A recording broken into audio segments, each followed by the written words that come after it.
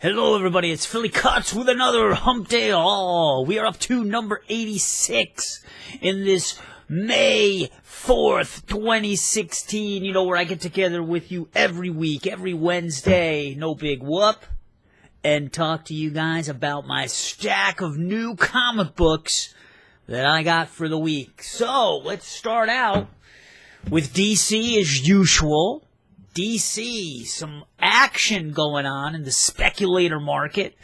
You guys that watch my channel know that I'm not really a speculator. Well, I'm not a speculator. Sometimes I get lucky with some of the books that I buy that, they have some action on them.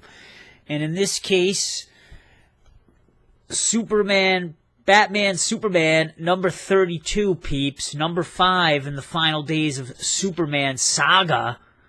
Yeah, this is going right now on eBay for as much as $20, mostly in the $12 to $16 price range, and it's going to be a key issue. A key issue. Why?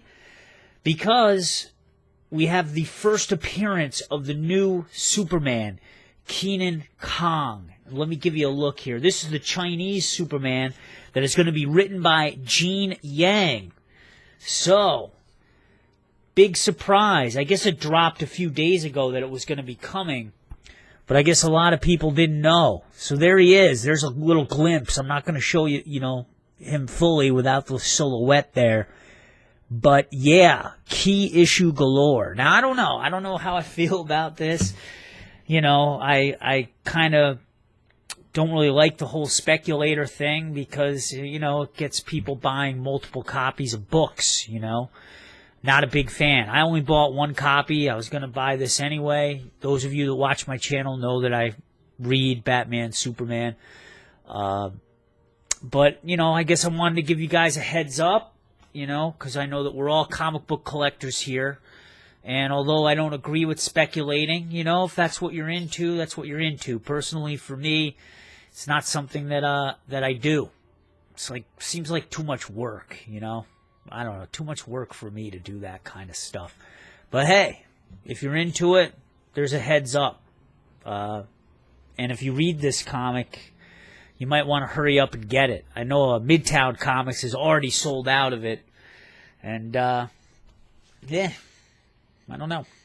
But it's pretty good. If you read the last issue, you know that Superman and Wonder Woman are back together. And this issue kind of focuses on going to China because of this new Superman deal. So, pretty interesting. And look at this Chinese superhero team welcoming the crew to China. Now, I'm not sure who this is. I don't know if these are all new characters or what. But that guy in the back looks pretty foreboding. He looks pretty foreboding. And, looks like he gives new Superman 52 a rude awakening. Yeah, he's dying, folks. The new 52 Superman is dying. And let me just bag and board this book. I just want to make sure it's fully protected and everything. Just file this away a little bit. Got to break out the white gloves when I read it, or if I even read it, and, yeah. You guys know I'm joking. All right. Green Lantern, number 52. I got the Billy Tan variant cover. It has Sinestro on it. This is in honor of Sinestro, a casualty of DC Rebirth, which is a shame, because I feel that Sinestro... I was probably enjoying Sinestro more than Green Lantern, actually. Now, this issue continues with Hal Jordan taking on the Gray Agents. Now, the problem I have with these Gray Agents here, and the tagline is that these Gray Agents want to become the new policemen of the universe. All I want to say is where is the continuity, right? Because there's no mention of the Yellow Lanterns in this, and Sinestro. I mean, this is a variant cover, that's why Sinestro is on the cover, but there's no Yellow Lanterns in here at all. Now, why am I bringing that up? Because in Sinestro, the Yellow Lanterns have essentially become the police force in the universe. Sinestro stepped up because all the Green Lanterns, except for Hal Jordan, are gone. In fact, Sinestro has been protecting Earth. He, defeated the Paling and essentially saved Earth. And it drained so much out of Sinestro that his daughter is now put in charge. Saranac? I can never say her name, man. I'm still saying Saranac. It's like flashbacks from my beer reviewing days on this channel. But yeah, I mean, I just kind of have a problem that all of that has just been overlooked. No continuity. So that's my big complaint. And Colin Bunn has done a wonderful job on Sinestro. And I wish, and I hope and pray that they do bring that series back at some point. Because they really added some layers to Sinestro, I believe. Anyway, this whole issue, essentially, it seems like it's a big battle between these gray agents and Green Lantern and his new crew. Now, there's some new power exploration explored in this that Hal Jordan has with his Krona's Gauntlet. If you read the last issue, you know that Hal Jordan essentially can become, at random it seems he doesn't have control over this, the construct of Will. He becomes Will, literally. And it turns he himself into a construct, and he's messing around with this again here. But like I said, it happens at random. And interestingly, Hal Jordan doesn't know what's going on. It's like he loses his memory because he has Virgo and Trapper, his new Renegade crew here,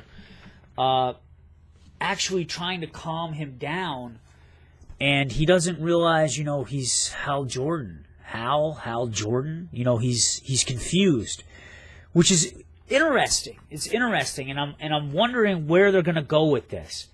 Where are they going to go with this? I wonder if they're going to keep Trapper and Virgo and his ship Darlene around in future issues in Hal Jordan and the Green Lanterns, because this is the final issue of Green Lantern, and when Rebirth occurs, Hal Jordan and the Green Lantern Corps is going to be in the new series.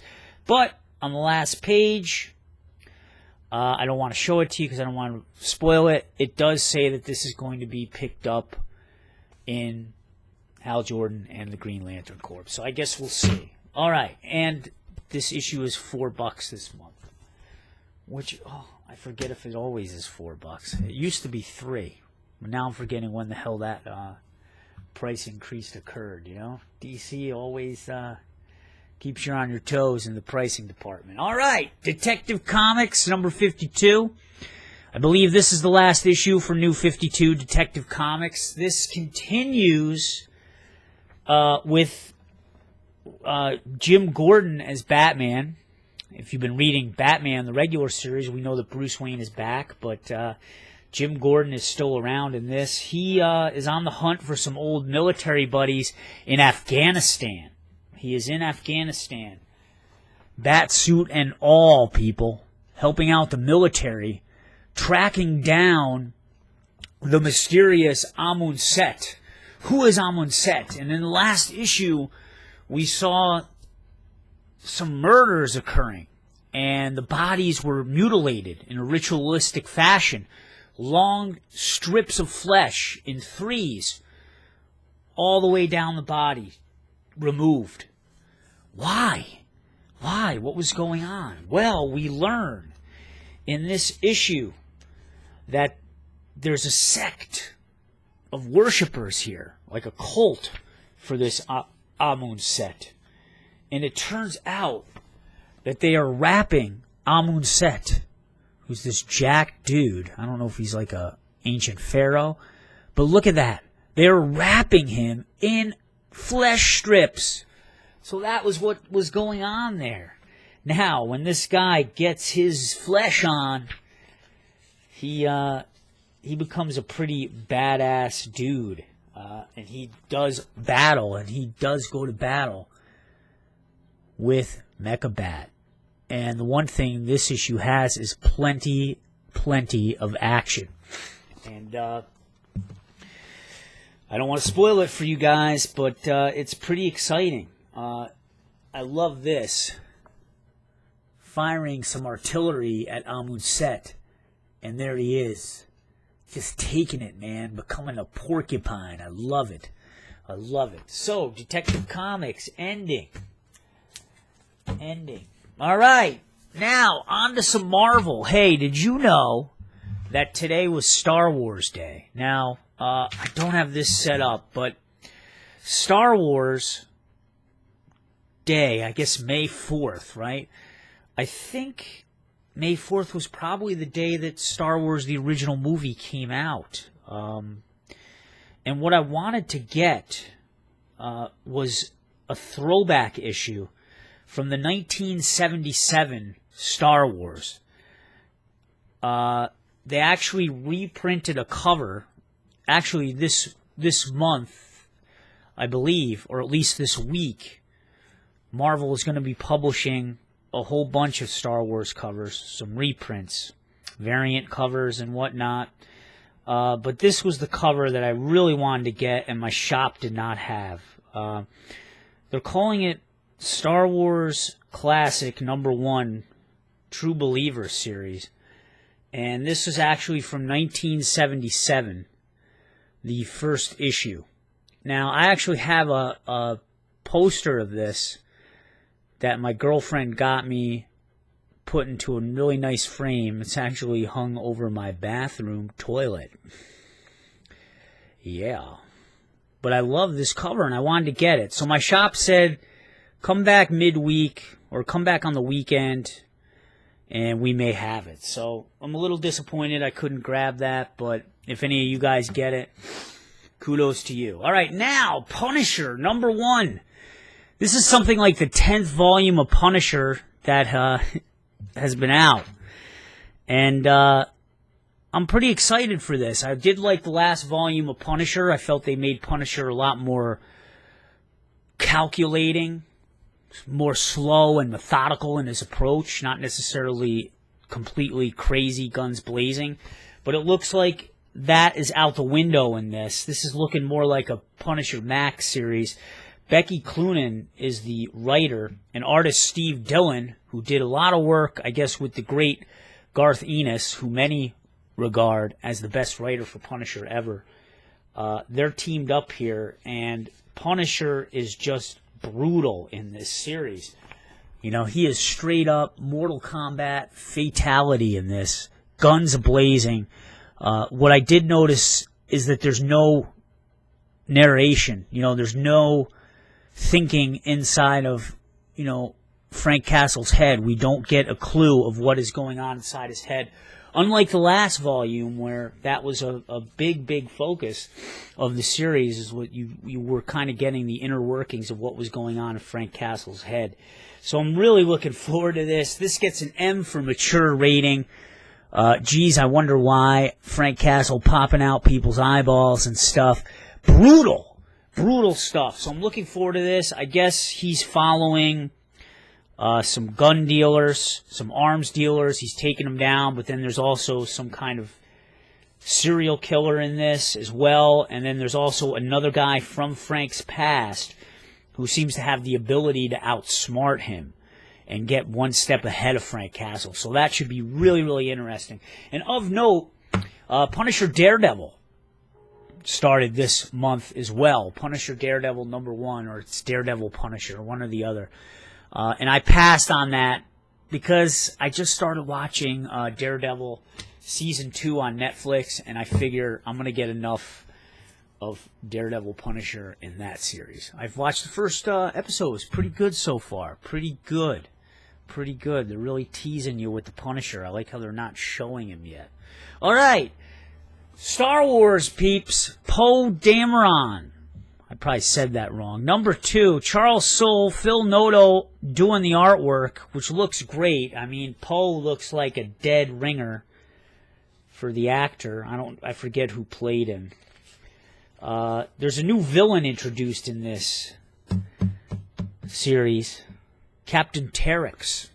Now, Captain Terex has been able to track down Poe. In the last issue, Poe was sent on a mission by General Leia Organa to go retrieve this gentleman named Lor San Tekka. Now, if you remember in Star Wars Force Awakens, do you remember in the very beginning when Poe Dameron was talking to that old guy in the village, played by Max von Sydow, who was the priest in The Exorcist? I mean, how long has that guy been around, man? They must have had great makeup in that movie, The Exorcist, because he was like an old man in that. And that came out in 1973. So props to the makeup department of that movie. Anyway, that's who the Max von Sydow character was, Lor San Tekka. And he is, what do they call him? An explorer who gets visions of Jedi temples and stuff. And Princess Leia believes that this gentleman knows where Luke Skywalker is located. And they need to find Luke. So, that's what Poe's mission has been. Go find this traveler guy, this explorer guy, so that we can find the location of Luke Skywalker, potentially.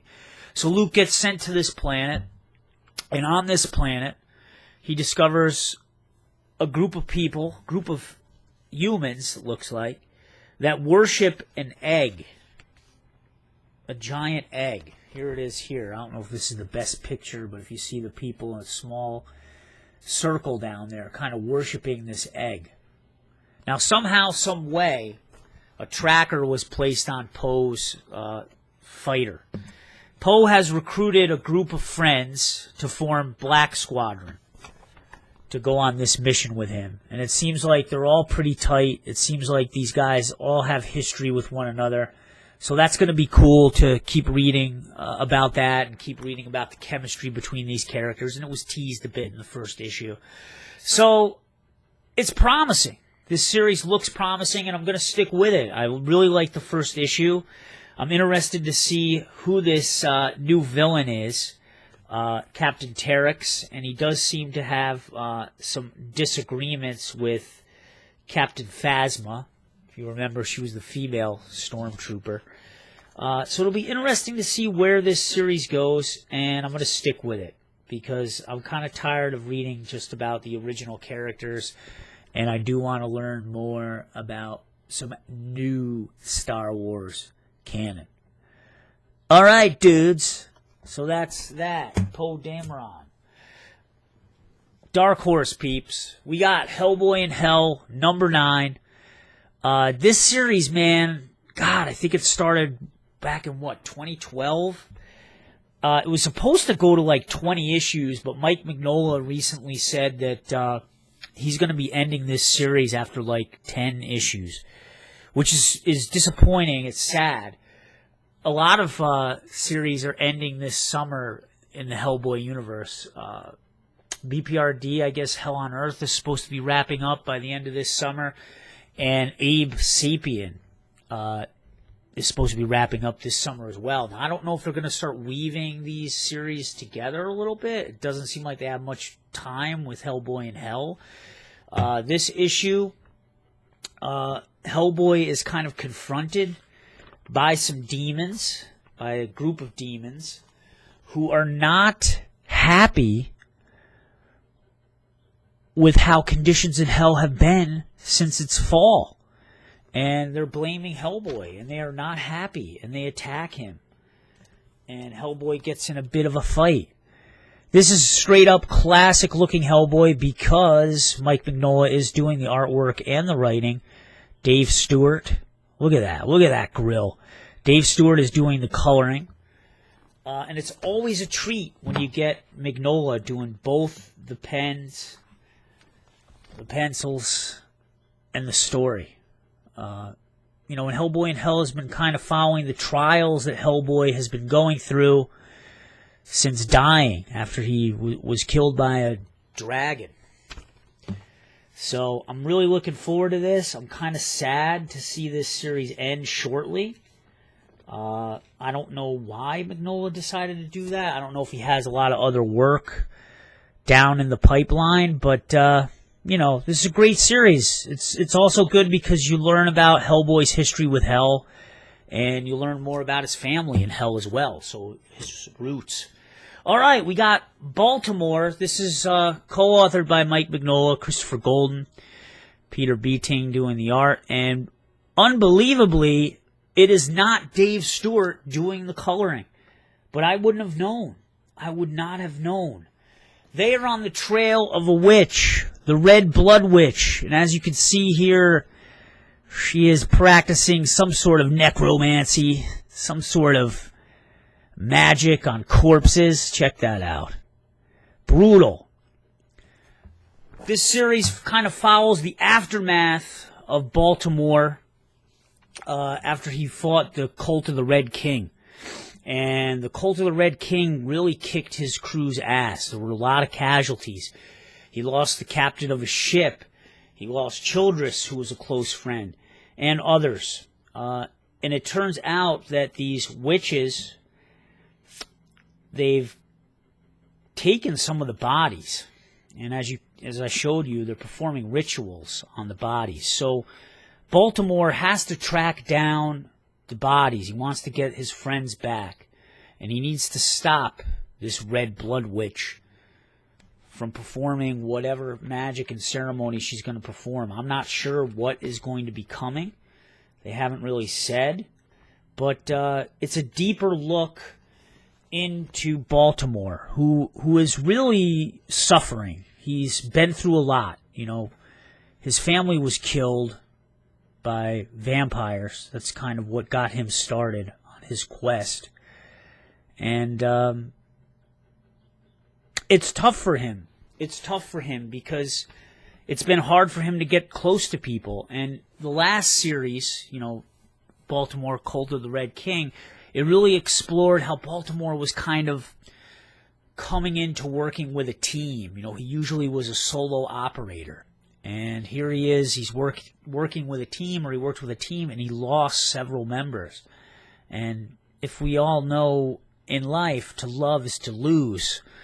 And I empathize with him, because that's got to be tough. Now, one of the crew in here, oh, I wrote her name down.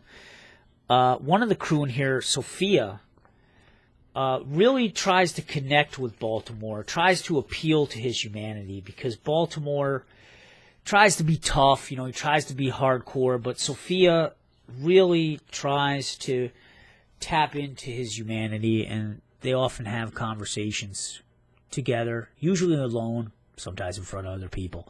Another thing about this series, too, is that with the new team that's been assembled to go find this Red Blood Witch, we are learning via backstories what some of these characters are about. So in this issue, we learn about the backstory of Mr. Kidd, and it's a creepy story about his wife or girlfriend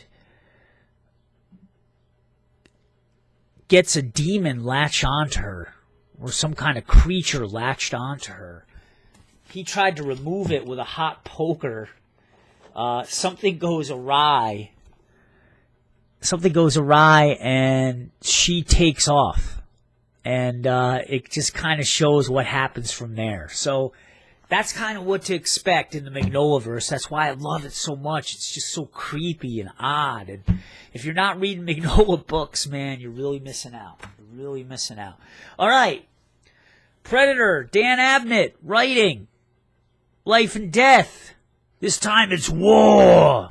And, you know, I'm a little disappointed with this one. Didn't really bring too much new to the table, you know. It's kind of turned into just a straight-up Colonial Marines versus Predators. And the Predators have been kicking ass. I gotta say, in the first couple issues, the Predators have been kicking ass. They've ambushed the Colonial Marines. They've vexed the Colonial Marines to the point that one Colonial Marine, oh God, what's his name, Rucker, ends up killing another Colonial Marine via friendly fire because he was just so vexed and off-kilter from the attack. But it's turned out to be like a typical kind of alien story in a way. The evil corporation of, oh God, what is it called? Weyland-Yutani has sent these colonial marines down to the planet Tartus to retrieve a spacecraft, I guess an ancient alien spacecraft. And the predators are there waiting. Now, most likely, Weyland-Yutani knows what's on that ship. They always seem to, right? If you're a follower of the Alien series or the Alien movies, you know that Weyland-Yutani, they always know what's up, and they always send these Marines or engineers or whoever they send into certain doom, it seems, you know?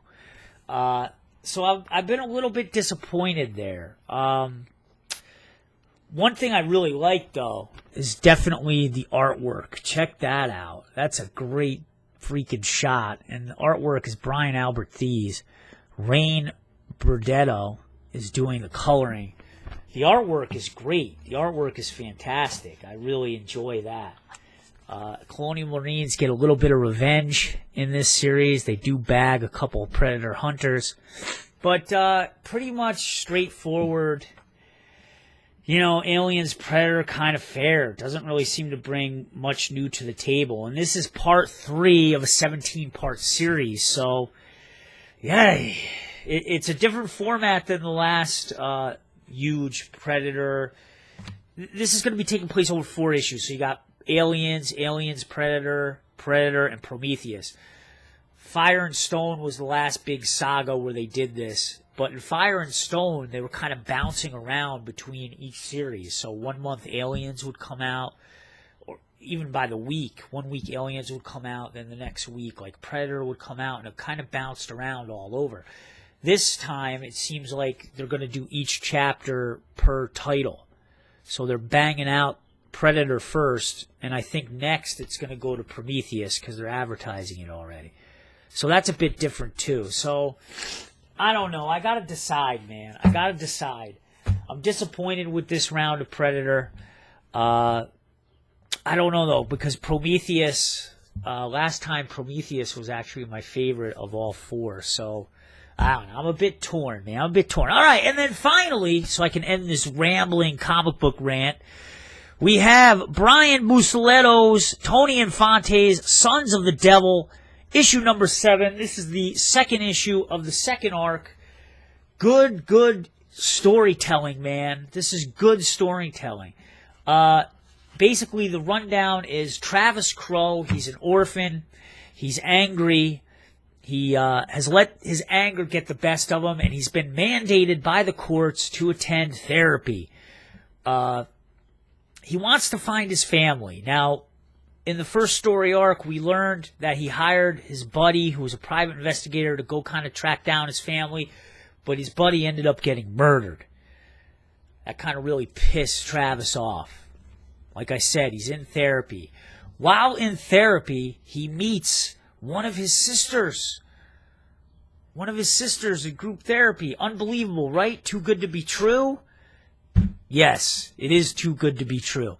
Moreover, his therapist, the group facilitator, has connections with the cult. Basically, Travis is the son of a cult leader named David something, not David Koresh. But this cult leader has something like 25 children. Back in the 80s, this cult leader made a deal with the devil. Remember, back in the 80s, satanic cults and everything was a big thing, right? A lot of people were scared of satanic cults. He made a deal with the devil to sacrifice his 25 children. So now this guy is tracking down all of his children to finish the deal, to seal the deal with the devil. Now, we don't know yet what is going to happen when this occurs, but I imagine it's pretty creepy. Now, back to his sister.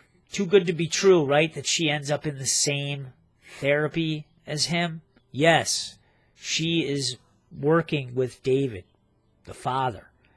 Not only that, but I already did mention that the group facilitator has ties with the cult. All right, I'm repeating myself. That's it. I'm going to end it, dudes. Let's pick a cover of the week real quick and call it a day, shall we? I'm going to go with Sinestro. That's going to go on my wall. All right, dudes. Let me know what you're liking, what you're disliking. And I'll see you next week. All right. Peace.